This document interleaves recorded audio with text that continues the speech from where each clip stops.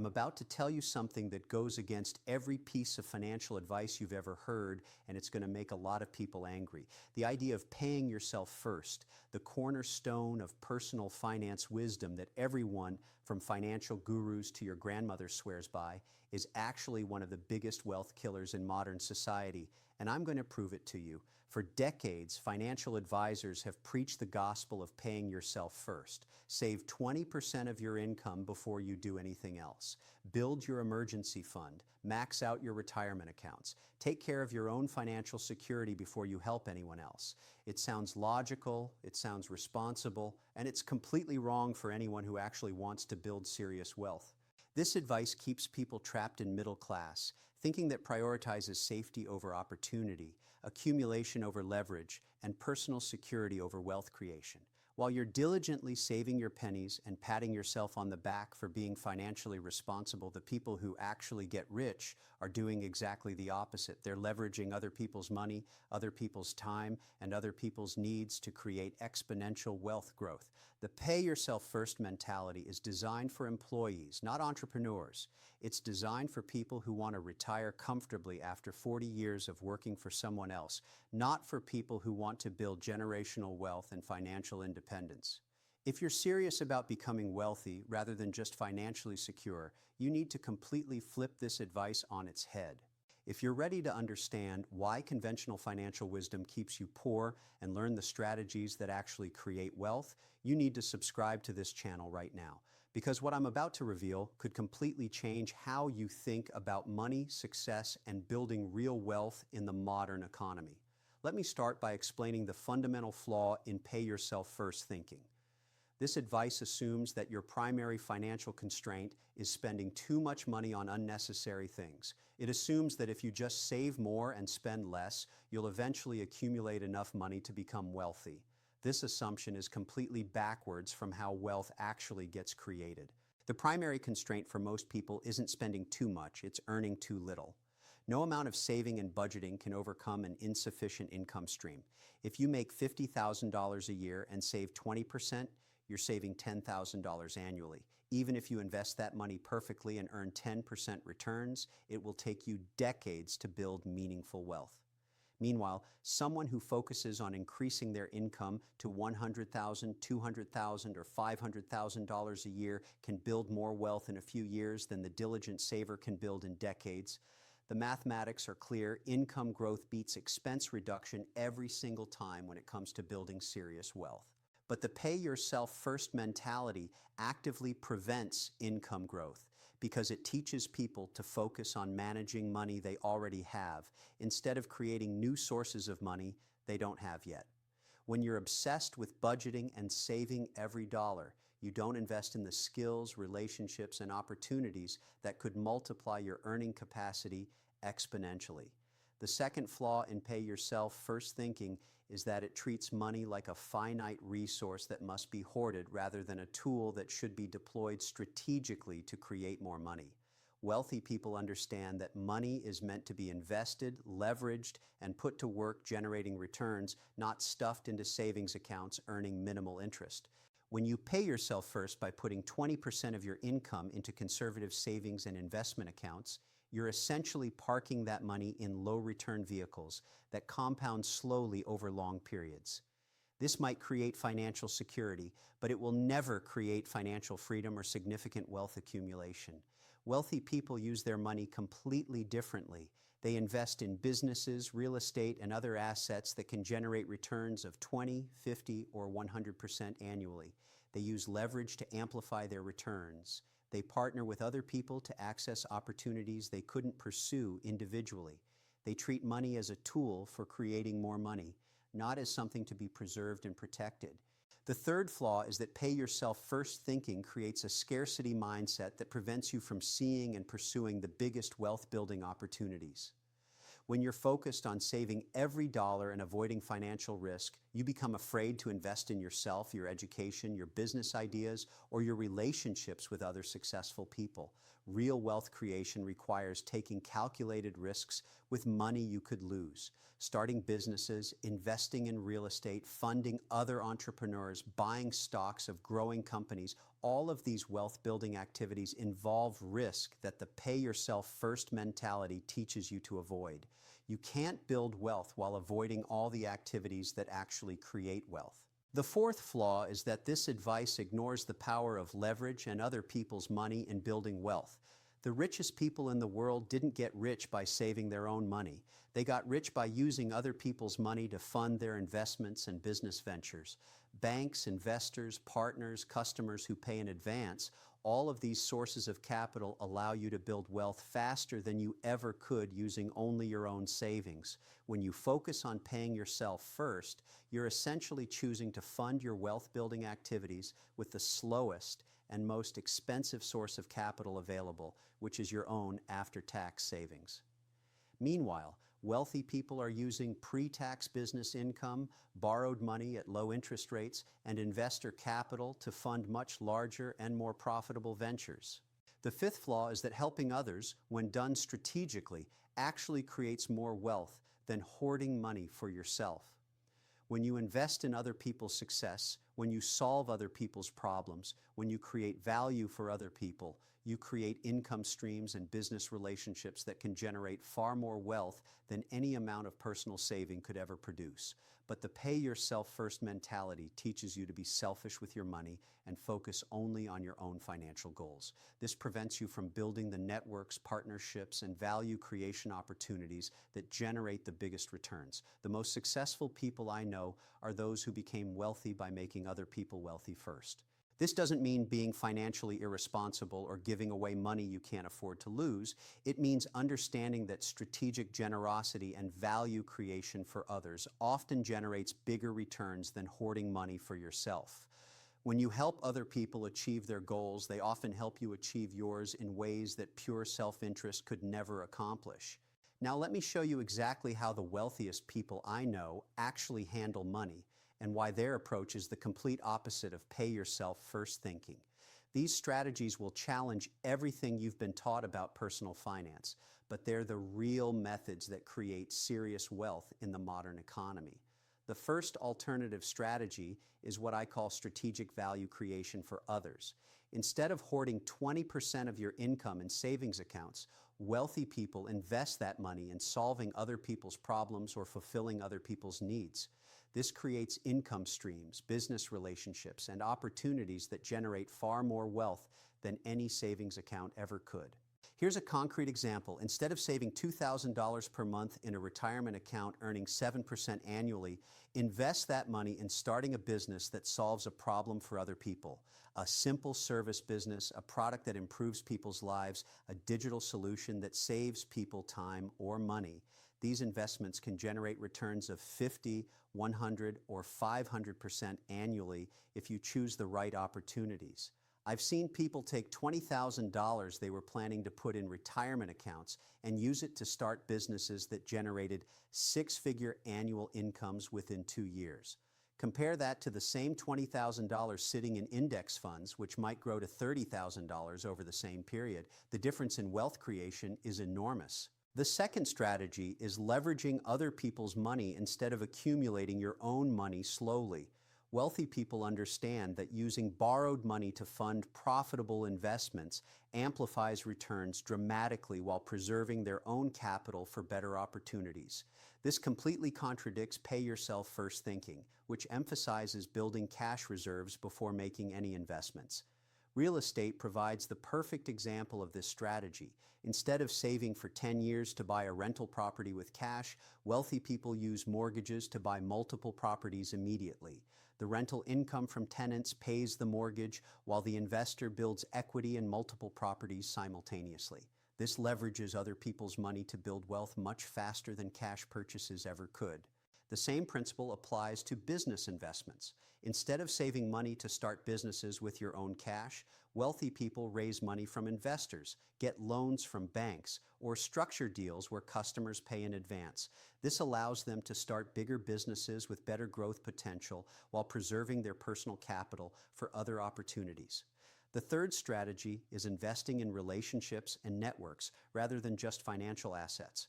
Pay yourself first thinking focuses exclusively on accumulating money, but wealthy people know that relationships often generate more wealth than any financial investment. Investing in other people's success creates reciprocal relationships that open opportunities impossible to access individually. This might mean funding a promising entrepreneur's business venture, paying for valuable training or networking events, or investing in experiences that connect you with successful people. These investments often don't generate immediate returns, but they create long-term relationships and opportunities that multiply your wealth-building capacity exponentially. I know entrepreneurs who invested $50,000 in attending high-level networking events and mastermind and groups, money that conventional wisdom says should have gone into retirement savings. Those relationships led to business partnerships, investment opportunities, and joint ventures that generated millions of dollars in wealth over the following years. The fourth strategy is continuous reinvestment in income-producing capabilities rather than passive wealth accumulation. Instead of putting money into index funds that you can't touch for decades, wealthy people reinvest profits into expanding their businesses, acquiring new skills, or funding new ventures that increase their earning capacity. This creates a compounding effect where higher income generates more investment capital, which creates even higher income, which generates even more investment capital. This active wealth creation process grows wealth much faster than passive investment in financial markets, and it gives you much more control over your financial destiny. The key insight is that wealthy people optimize for cash flow and earning capacity rather than net worth accumulation. They'd rather have businesses generating $100,000 annually in passive income than $1 million sitting in investment accounts earning 4%. The cash flow provides both lifestyle support and continuous capital for new opportunities. The fifth strategy is strategic generosity that creates long-term wealth-building relationships. This is the most counterintuitive aspect of wealth creation, but helping other people achieve their goals often generates bigger returns than pursuing your own goals directly. When you make other people wealthy, they often reciprocate in ways that multiply your own wealth exponentially. This doesn't mean giving money away randomly or being financially irresponsible.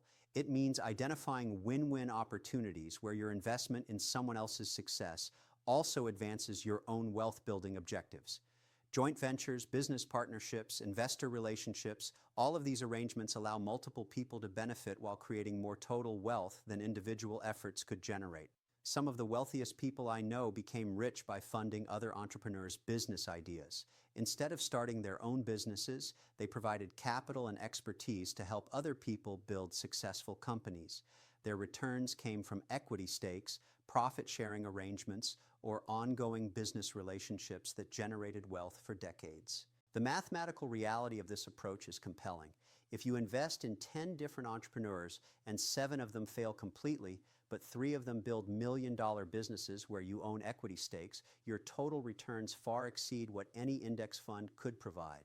Plus, you develop relationships with successful business builders who become sources of future opportunities. The sixth strategy is using pre-tax income for wealth building instead of after-tax savings.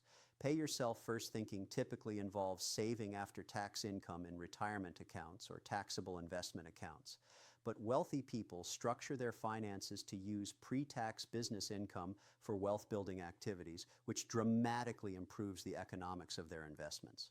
When you operate businesses or have significant business income, you can deduct many wealth-building expenses as legitimate business costs. Office space, equipment, travel, education, networking events, even some entertainment and meals can be business expenses that reduce your taxable income while building your wealth creation capabilities.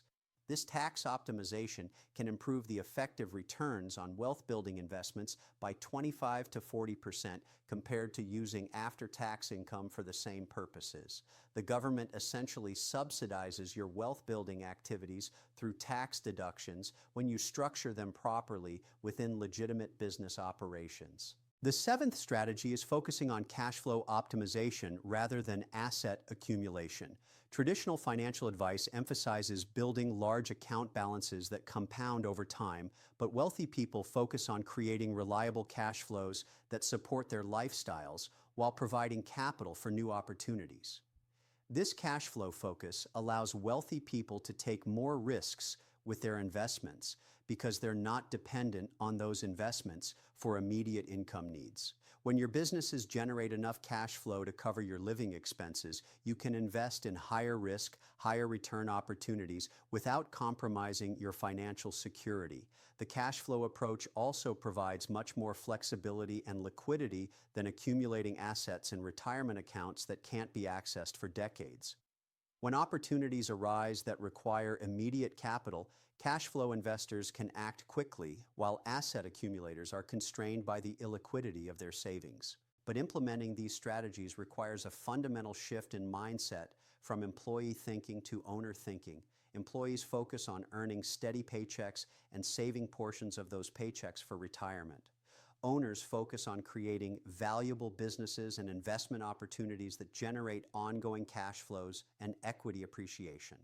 This transition from employee to owner thinking is the most important change you can make if you want to build serious wealth. It affects every financial decision you make, from how you spend your time to how you invest your money to how you structure your relationships with other people. Now let me give you the exact implementation plan for transitioning from conventional pay-yourself-first thinking to the wealth creation strategies that actually work. Because understanding these concepts intellectually is worthless unless you can apply them systematically in your own financial life without making costly mistakes.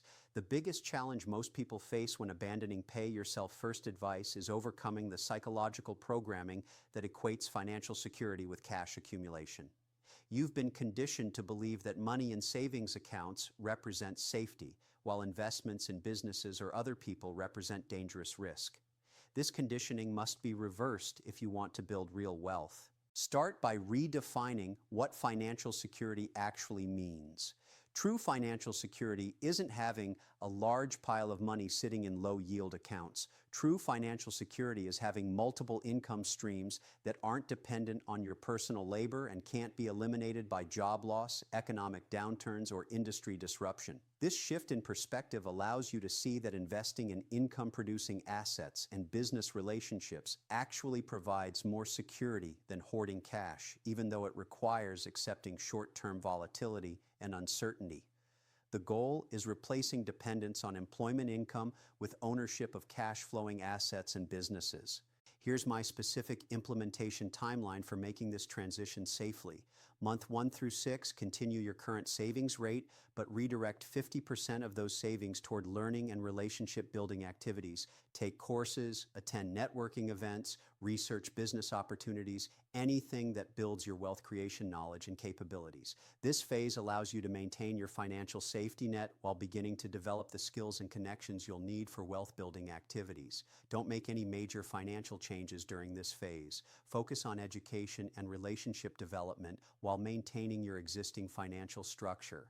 Month 7 through 12, begin making small investments in other people's success or business opportunities while maintaining reduced but adequate emergency reserves. Start with amounts you can afford to lose completely, perhaps $1,000 to $2,000 per investment opportunity. The goal is gaining experience with active wealth creation while limiting downside risk. Look for opportunities to invest in people you know who are starting businesses, real estate deals where you can participate with small amounts of capital, or simple business ventures you can start with minimal upfront investment. The specific opportunities matter less than developing comfort with active investment and business partnership concepts. Month 13 through 24, begin scaling your active wealth creation investments as you gain experience and confidence. Reduce your traditional savings rate to just emergency fund maintenance while increasing investments in businesses, real estate, and other people's ventures. This is when the wealth creation acceleration typically begins. During this phase, you should start seeing returns from your earlier investments in relationships and opportunities. Some investments will fail, which is normal and expected.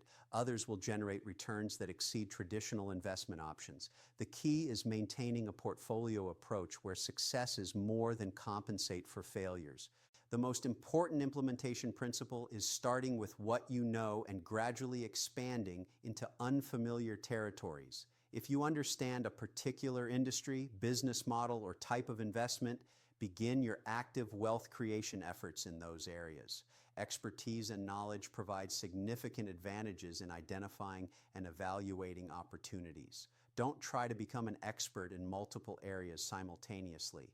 Master one type of investment or business opportunity before expanding to others. This focused approach reduces risk while building the pattern recognition and decision-making capabilities that successful wealth creators need. Another crucial principle is partnering with people who have complementary skills and experience. Very few people have all the capabilities needed for successful wealth creation. Accountants need marketers. Technical people need salespeople. Idea generators need implementation specialists. Strategic partnerships allow you to pursue bigger opportunities than individual efforts could handle. But partnership success requires clear agreements about responsibilities, contributions, and profit sharing from the beginning. Many promising opportunities fail because partners haven't established clear expectations about who does what and how rewards get distributed. Invest in proper legal documentation for any significant business partnership or investment relationship. The risk management approach for active wealth creation is completely different from traditional investment risk management. Instead of diversifying across asset classes and geographic regions, you diversify across types of opportunities, time horizons, and risk levels. Some investments should be conservative with predictable returns, others should be aggressive with potentially extraordinary returns. The key insight is that active wealth creation allows you to influence outcomes in ways that passive investment never could. When you invest in stocks or bonds, you're completely dependent on other people's decisions and market forces beyond your control. When you invest in businesses or real estate that you can influence, you can actively work to improve your investment results. This active involvement requires time and attention that passive investment doesn't require. But it also provides much higher potential returns and greater control over your financial destiny. The trade-off is worth it for people who want to build serious wealth rather than just financial security. The tax implications of active wealth creation are generally much more favorable than traditional saving and investing approaches. Business income and investment profits often receive preferential tax treatment, and many wealth-building expenses can be deducted as business costs. Work with qualified tax professionals to optimize your wealth creation activities for maximum after-tax returns. Estate planning also becomes more important and more complex when you focus on active wealth creation rather than passive accumulation. Businesses, real estate, and partnership interests require different estate planning strategies than traditional investment accounts, but they also provide much greater flexibility for transferring wealth to family members or charitable causes. The most common mistakes people make when transitioning to active wealth creation include moving too fast without adequate knowledge, investing too much in any single opportunity, and failing to maintain adequate liquidity for unexpected opportunities or emergencies. Avoid these mistakes by implementing changes gradually, maintaining diversification across opportunities, and always keeping some readily accessible capital. Another common mistake is abandoning the strategy after initial setbacks or failures. Active wealth creation involves more volatility and uncertainty than passive approaches, which means you'll experience losses and disappointments along the way. Success requires persistence and learning from failures rather than retreating to conventional approaches after temporary setbacks. The psychological preparation for active wealth creation is as important as the financial preparation. You need to develop comfort with uncertainty, ability to make decisions with incomplete information, and resilience to recover from inevitable failures. These psychological skills are often more important than technical knowledge for long-term success. Here's what you need to understand about the timeline for results. Traditional pay yourself first approaches promise slow, steady progress over decades.